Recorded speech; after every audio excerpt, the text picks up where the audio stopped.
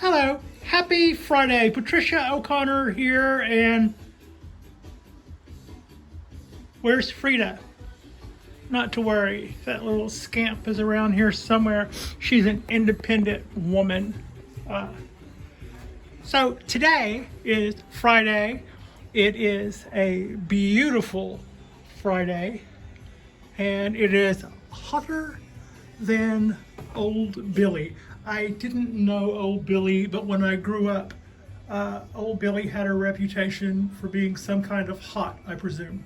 But I thought today would be a good time to check in with the trees and see, on the whole, how everybody's looking.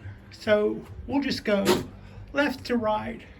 I did a little prune back, or not really a prune back, I did some weeding, I should say, on the Kodahai maple forest. And to that end, it's looking a little tidier. I could go back in there and do some more. But yeah, I'm pretty happy with that. As I mentioned, all of those little branches, even though it's knocking on fall, they're all about to bust right back out where we lost a lot of stuff due to wind and dieback. But it's about to fill back out, and I'm going to let it. Even though we're going into fall and it's just going to make that stuff just for a minute and lose it, I'm going to let it all because that'll help me make decisions and help maybe get a little photosynthesis going and put a little vigor back in. It'll make it easier for me to decide when it does go back again for the fall, what it is I want to prune back and what I think is going to come back and I can make a bet on. So yeah, I'm pretty happy with that. That is currently 18 trees.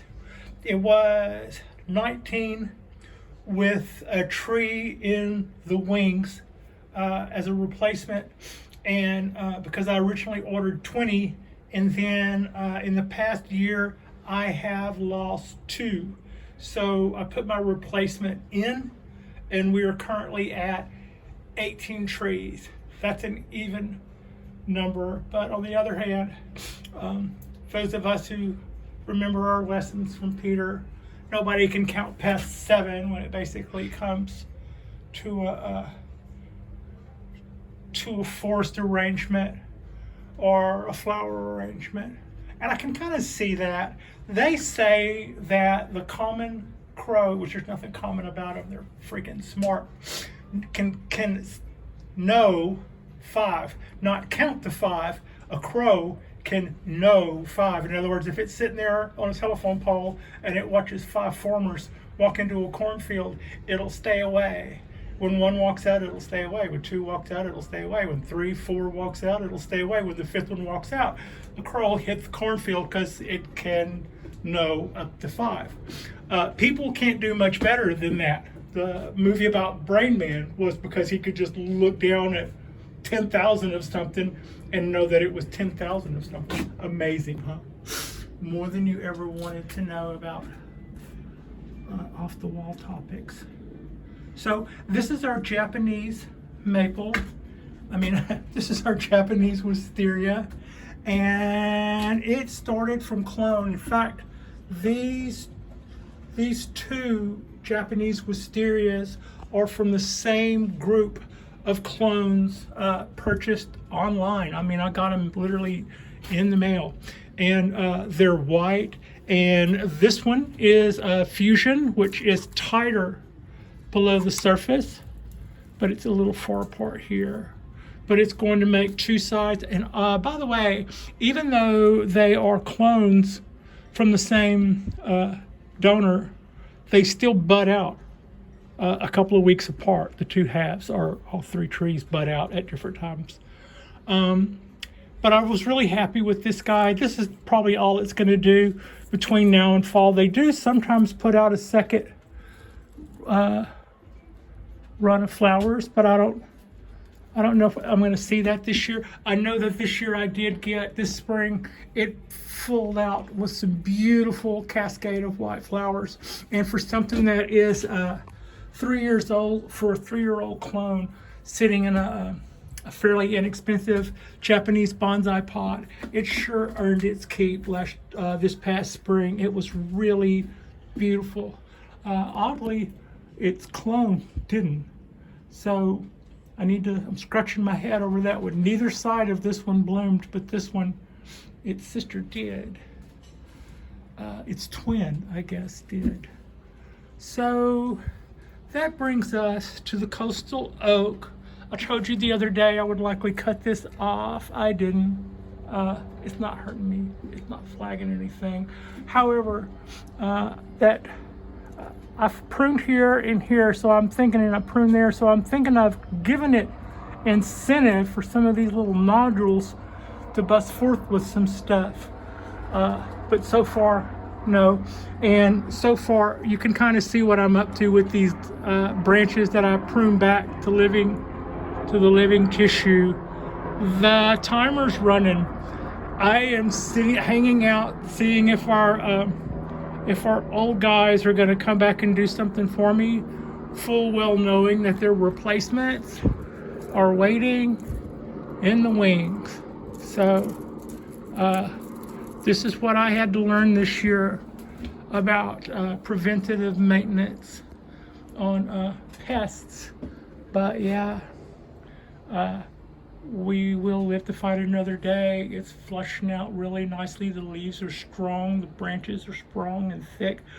In a little while, when it goes into winter dormancy, I'll prune those real long, gangly guys back to some length, and I'll put some wire and some motion in them, and then I will cut back the stumps that never flush through with anything.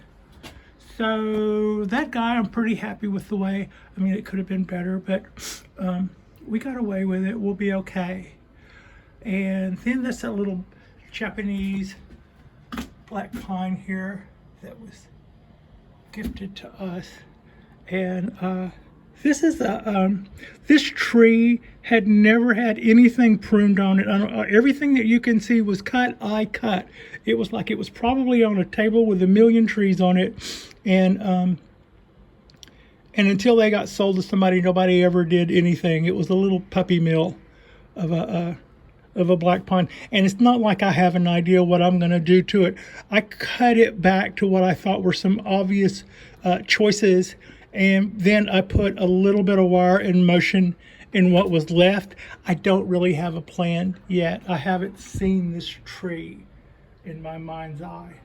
But I have this one. I've seen a couple of different versions of my Dawn Redwood.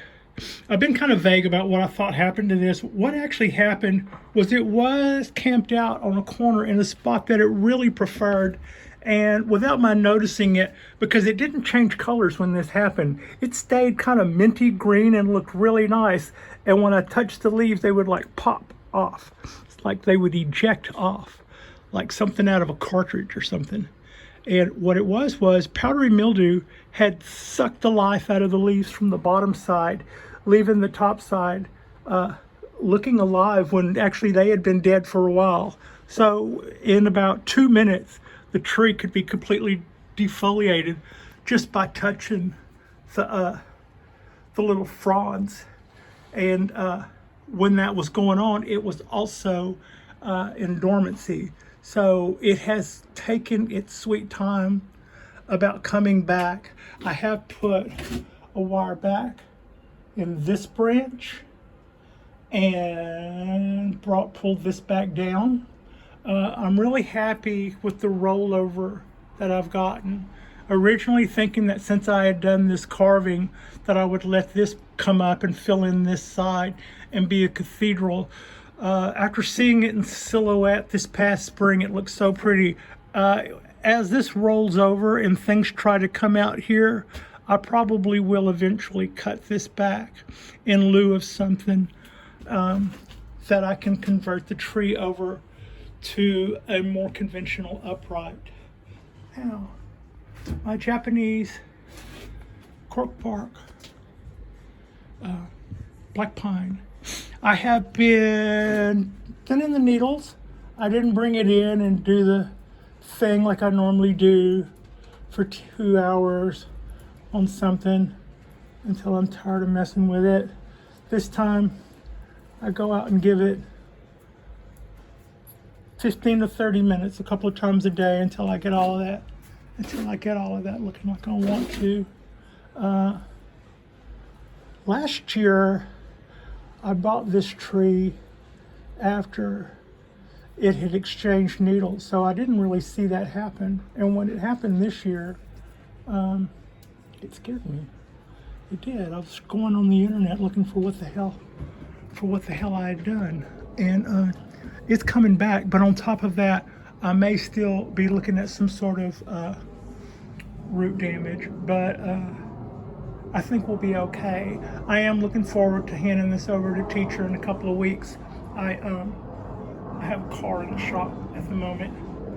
So if it looked worse, I would probably call a Lyft Uber or something with a tree in my lap. But I don't think that's necessary. I think I've got 2 weeks to before I meet with teacher and have a conference over this guy. But I am watching it. But otherwise, I do think that my feeling is that we're probably okay. And I'm really glad that I got my yearly treatment in that tree this year. That makes me feel really good about what I learned about that. And that is probably takes care of the Japanese black pines. This one is doing absolutely fine and beautiful. It just got watered a little while ago. It didn't get watered yesterday. But it's happy and it's doing well. And I just think it's beautiful. This is the 17-year-old from seed. And it just really makes me happy that I get to be the caretaker. And this little Japanese black pine is the one that tells me every day that we can do this. It's like, see, Pat, I too am a Japanese black pine, and I love it here. So, for whatever mistakes I may or may not have made, they don't all feel the same way. This guy has been really happy with its stay here, and it's encouraging when you see something that's doing well. You can go back and point fingers at yourself over the other stuff, and in the end, they can't talk to you, so you should probably try to figure it out. But it's always good to balance that with the things that you're doing right too. And speaking of the things we're doing right, you can probably see that with a fairly straight horizon, I've got the Cork Bark Oak sitting at an angle. I put a wedge underneath the pot. That's not enough angle. The angle I'm thinking of in my mind's eye that I think will be appropriate for this guy eventually is probably more, I know you're used to seeing my finger, not my whole hand in the lens, but here we go. Probably more like that. But I really can't go tipping that pot that much without something catastrophic happening, because, you know, I know myself, there's no need in standing on one foot. I can lose it just fine on level ground. So this brings us to the two ponderosas, Hanky and Pigpen. These trees are so inspiring to me. When I saw it and saw that it was available, I thought there's 100 reasons why this won't make it to your door. It's probably already sold. It's probably an old listing, blah, blah, blah, blah, 1,000 other things that roll through your head. And when it got placed right there, or actually when I placed it right there, as soon as I got it unboxed, I just couldn't believe it. I couldn't believe that that I actually get to look at this guy every single day and be in charge of its water and its care and its upkeep, and its little guy next to it too. They just truly inspire me, and it's also kind of reflective how I can feel about a plant. I don't think I ever loved an orchid this much. I don't think I ever felt about any other plant the way I do these trees. I do. I absolutely love them. So far, I haven't really had them long enough to say that I've had any influence on them. I can see that they've grown since I've got them. This is all new, right? This is all happening since it got here. And this guy has new little buds popping out on it too. So they seem to be happy. I worry about the heat. I also especially worry about the heat of that. In fact, that's kind of hot. So acts like it's a cat. Give that a little spray. Well, we'll do it this way. That's hot, and that's what I worry about. I don't want to, it's not like I want to overwater it, but I do feel like I have to be concerned with it getting too warm. So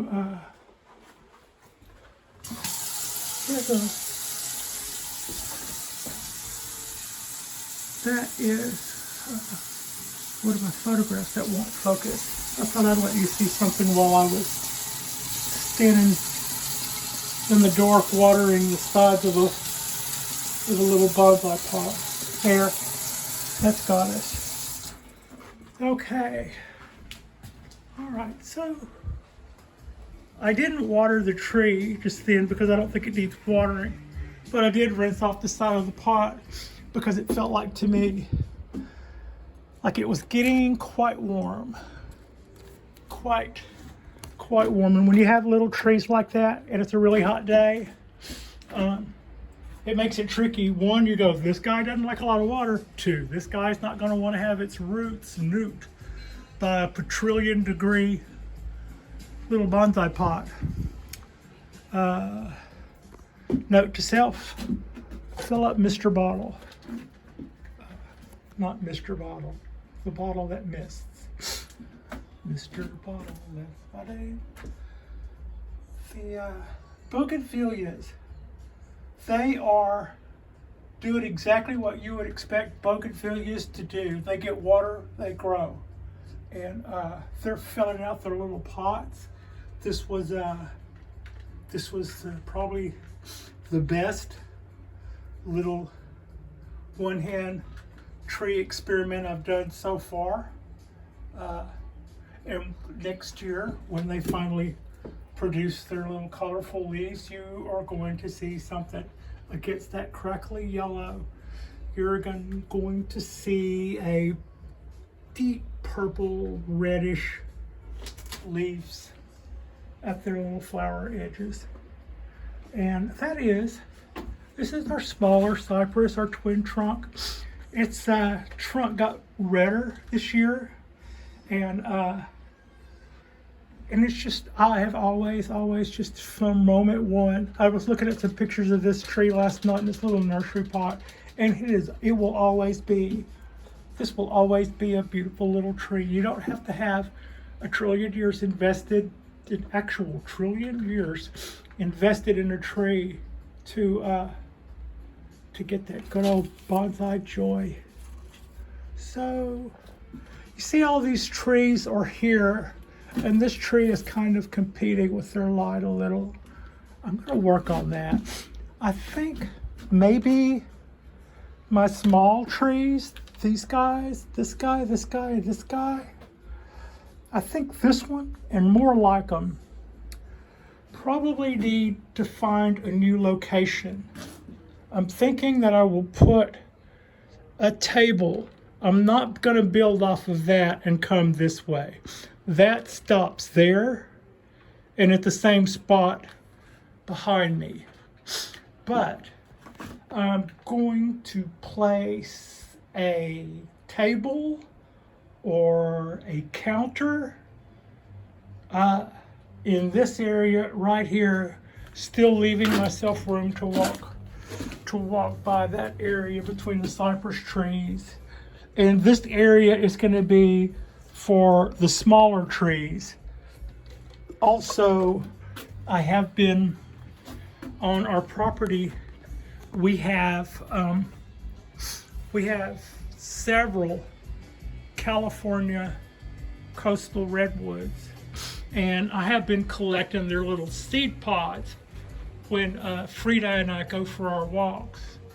And I'm not the kind of person who normally is a big, I want to start a bonsai from seed. I don't really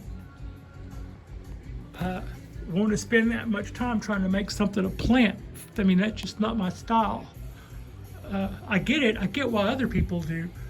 That's just never been a motivation for me to start something from seed. But notice that doesn't keep me from bragging about the 17-year-old from seed Japanese black pine. I'm just saying I'm not the kind of person probably to be doing a lot of that in my bonsai life. But since I haven't gotten a oak in here yet that I haven't loved and killed, I'm thinking that maybe I should probably go ahead and plant. If a squirrel can do it, by golly, so can I. So I might start a few oaks from seed, and I'm going to see if I can also start a few coastal redwoods from seed. And I haven't figured out what I'm going to do with them yet, any more than I think I want them.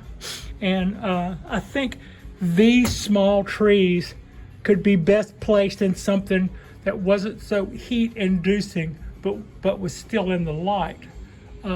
These guys will supply enough light to do their needs.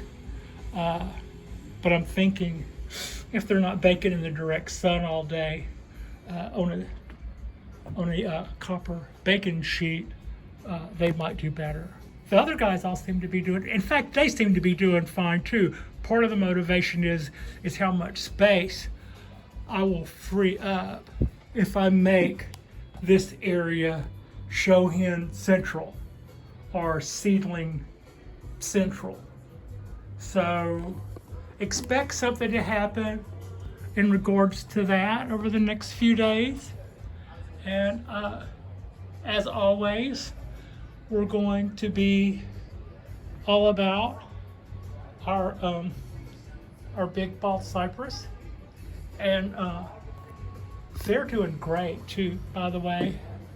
I'm going to start putting a curse jar, and every time I say something's happy, I'm going to put a quarter in it until I can buy car parts.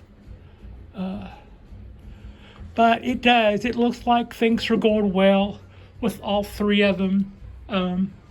They're coming out with there's a thing a lot of people do who grow bald cypresses. I noticed it more year before last than last year. But here in the States, there's a group of people who get together on July 4th, and they strip their bald cypresses bare, their American bald cypresses bare on July 4th. And that's, I guess, so that they don't have to spend all summer going through this rusty stage, right? They get that second flush that it's just now coming out, maybe a little earlier. And but I like the contrast of what we have here too. And I have heard that people warn about making sure their trees are in great health and stuff. So far, I haven't been so inclined to defoliate anything. I'll just say it. I think that probably I'm not the bonsai master enough to go cashing any checks that my trees can't make on purpose, because I'm probably going to do enough of that on accident, if you kind of catch my drift. Why would I defoliate a tree when I'm probably going to do something else that'll suck some energy out of it without even thinking about it, without realizing it? So maybe if I decide something's got a little extra vigor, and I know enough to know that for sure, and we'll think about stuff like that. And when I do, I'll certainly share it. But right now, I love the contrast of the rusty leaves the very, very light, almost yellow, but still more green leaves. They kind of glow against the contrast of the harder, darker army green is what we used to call it. I don't know. I would rather have a better name than army green. That sounds drab to me. But the yellow leaves certainly have more light coming through them, and that is a really pretty kind of a translucent look to it. Well, that's our Friday. The weather forecast said it was going to be a few degrees cooler, but they lied, and sometimes they do that. I mean, I'm not going to complain. We're pretty lucky here weather-wise, but today it is hotter than Old Billy, and I don't know who Old Billy was, but where I came from, he had a reputation for being fairly hot for some reason. So yeah, in homage to Old Billy, we'll say that it is hotter than he. Happy Friday. Like and subscribe. Thanks for watching, everybody. We're about to embark on a few more little DIY projects that are going to give us a boost on the smaller side of bonsai. And throughout the winter, we'll be pruning and wiring some oaks and some other things. So there's plenty going to be going on yet. And thank you all for watching.